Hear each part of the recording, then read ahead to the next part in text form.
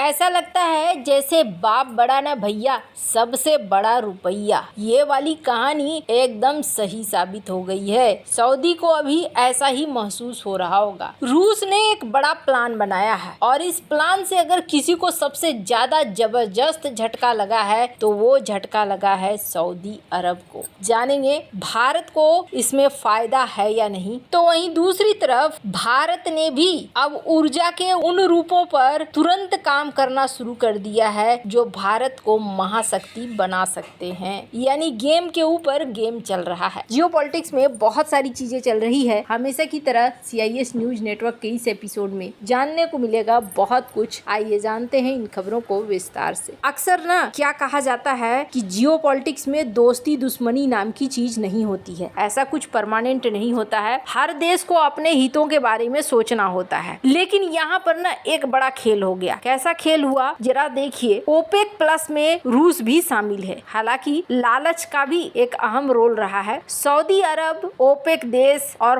Plus रूस, इन्होंने ये डिसाइड करा कि हम प्रोडक्शन कट करेंगे। इन्होंने प्रोडक्शन कट भी कर दिया। ओपेक को लालच ये था कि महामारी काल में हमने बहुत कुछ खोया है तो अब हम हासिल करेंगे, क्योंकि वो कुछ और तो बेचते नहीं है। अरब देश तेल बेचते हैं तो उन्हें यही एक रास्ता लगा कि प्रोडक्शन कट कर दो, पैसे ज्यादा से ज्यादा आने लगेंगे। रूस ने भी उनके हवा में हवा मिला दिया। हाँ जी ठीक कह रहे हो। और इधर रूस ने क्या किया, अपने कंपनियों के द्वारा तेल को बेचना शुरू कर दिया। लीगल तरीके से, इलीगल तरीके से, हर तरीके से तेल बिकने लगा। रूस को अच्छा खासा फायदा होने लगा। रूस को यहाँ फायदा होने लगा और सऊदी अरब, ओपेक देश इस चीज के लिए बैठे हुए थे कि कब आएगी, कब हमें मिलेगा ज्यादा पैसा। अब तो युद्ध भी होने लगा, अब तो मिल जाओ, वो ये सोच रहे। अब यहाँ बढ़ते बढ़ते क्या हो गया, भारत जो कि 1% रूस से तेल खरीदता था, वो कितना खरीदने लगा, 40%। रूस की 3 बड़ी कंपनियां हैं। एक है रोजनेफ्ट, दूसरा है गैसप्रोम नेफ्ट और तीसरा है लुकोइल। इसमें से 2 जो हैं रोजनेफ्ट और गैसप्रोम, ये समझ लीजिए सरकारी हैं और तीसरी लुकोइल जो है ये प्राइवेट है। तीनों कंपनियां धड़ल्ले से बेचने लगी तेल। अब जब अमेरिका के कान में पड़ा, अच्छा तेल बेच रहे हो, युद्ध के लिए खर्चा यहाँ से निकाल रहे हो, तीनों को लगा दिया प्रतिबंध। अब तीनों के ऊपर प्रतिबंध लगाने के बाद रूस ने क्या प्लान बनाया है, रूस ने प्लान बनाया है कि ऐसा करते हैं, तीनों को मर्जर कर देते हैं और तीनों कंपनियां हो जाएंगी मर्जर। एक बार ये मर्जर हो गई तो मर्जर करने के बाद क्या प्लान है, रूस का प्लान है कि ये तीनों कंपनियां मर्जर होकर दुनिया की दूसरी सबसे बड़ी उत्पादक कंपनी बन जाए। प्रोडक्शन करने वाली कंपनियों में अभी 1 नंबर पे अरामको आता था और 2 नंबर पे आता था एक्सॉन मोबिल, ये US की कंपनी थी। और अब रूस कह रहा है कि इन तीनों कंपनियों को हम मिलाकर बनाएंगे जो सऊदी अरब के बाद दूसरी कंपनी होगी जो बड़ा प्रोडक्शन यहाँ पर करेगी। पहले रूस इतना ज्यादा प्रोडक्शन नहीं करता था जितना प्रोडक्शन अब ये करने जा रहे हैं। मतलब समझ लीजिए कि ये सऊदी को भी एक बड़ा झटका है और अमेरिका को भी एक बड़ा झटका है। अब यहाँ पर भारत के लिए क्या है, भारत के लिए फायदा तो तब तक है जब तक रूस छूट देता है। अगर रूस छूट ना दे तो फायदा फिर कोई खास नहीं है। वही बात हो जाएगी, सऊदी से खरीदो या इससे खरीदो। पर फिलहाल के लिए भारत ने खूब माल कमाया भी। भारत ने इस मौके का फायदा उठाया, क्रूड ऑयल को रिफाइन करा और यूरोप को बेचा। इतना बेचा कि आज की डेट में यूरोप का सबसे बड़ा सप्लायर बन के बैठा हुआ है भारत। खूब सारे माल बटोरे। हर दिन एक जैसा नहीं रहता है, लेकिन भारत यहाँ पर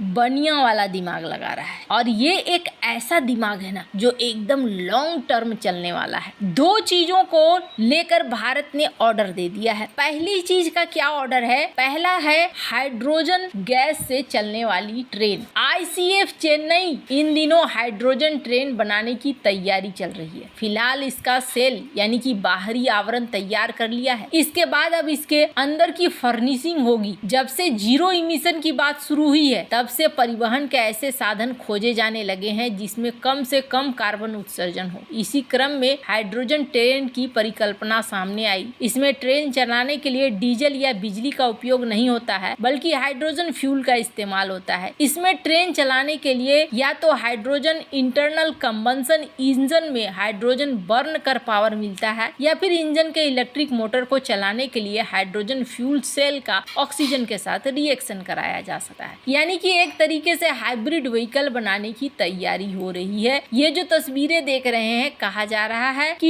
ये हाइड्रोजन ट्रेन के लिए ही बनाया जा रहा है। तो एक दिशा तो इधर है, स्टीम इंजन से शुरुआत करने वाला भारत, स्टीम इंजन के बाद डीजल इंजन आया और डीजल इंजन के बाद अब जाके यहाँ पर हाइड्रोजन फ्यूल से चलने वाला ट्रेन भी आ रहा है। वहीं दूसरी तरफ भारत ने एक और ऑर्डर दिया है, और वो ऑर्डर क्या है, भारत ने राज्यों को कहा है कि आप ऐसा कीजिए। इन्होंने राज्यों से कहा है अपने राज्यों में न्यूक्लियर रिएक्टर लगाने का काम शुरू कर दीजिए, और ये बहुत ही ज्यादा महत्वपूर्ण है। अब राज्यों के हाथ में ये पावर दे रहे हैं कि आप जगह ढूंढिए, जगह ढूंढकर आप इसे लगाना शुरू करिए, क्योंकि हमारे लिए ऊर्जा का यही साधन बनने वाले हैं। हालांकि इसको कहते हैं नहले पे दहला। भारत ये चाह रहा है कि कम से कम 2032 तक हमारे पास न्यूक्लियर कैपेसिटी अच्छी खासी आ जाए। राज्यों के हाथ में भी ये पावर दिया जा रहा है कि आप इस तरह के प्रोजेक्ट के लिए प्रस्तावना ला सकते हैं और हम उस पर आगे बढ़ सकते हैं। राज्यों को शक्ति देना बहुत जरूरी है। राज्य बहुत सारी चीजें अपने राज्य के बारे में ज्यादा अच्छे से समझते हैं कि हमें इस राज्य में कहाँ पर चाहिए, कैसे चाहिए। और दूसरी बड़ी बात ये है कि ये प्रोसेस को बहुत तेजी से बढ़ाता भी है। अब भारत के लिए ये क्यों डबल फायदा है? पहली बात, अगर कार्बन उत्सर्जन हमारा कम होगा तो ये जो टैरिफ वेरिफ का चक्कर है, यूरोप जैसे टैरिफ ठोक देता है, वो सारी चीजें बंद होंगी। दूसरी बड़ी चीज ये है कि भारत को ऊर्जा के लिए किसी दूसरे के ऊपर बहुत ज्यादा समय तक के लिए निर्भर नहीं रहना पड़ेगा। और अगर न्यूक्लियर रिएक्टर बन जाता है तो भारत जो 80% तक तेल खरीदता है, भारत को इतना सारा तेल खरीदने की जरूरत नहीं होगी। इतना पैसा बचेगा भारत का, और अगर बचेगा घर के किसी और प्रोजेक्ट में लगेगा। वैसे अभी कनाडा की किस्मत खुली है और कनाडा के यहाँ यूरेनियम का बहुत बड़ा भंडार मिला है। माना जा रहा है कि कनाडा दुनिया का सबसे बड़ा यूरेनियम सप्लायर भी बन सकता है। वैसे माना जा रहा है कि ये भी ऊर्जा के क्षेत्र में बहुत ज्यादा तेजी से आगे बढ़ेंगे। है अब चाइना रूस इन दोनों को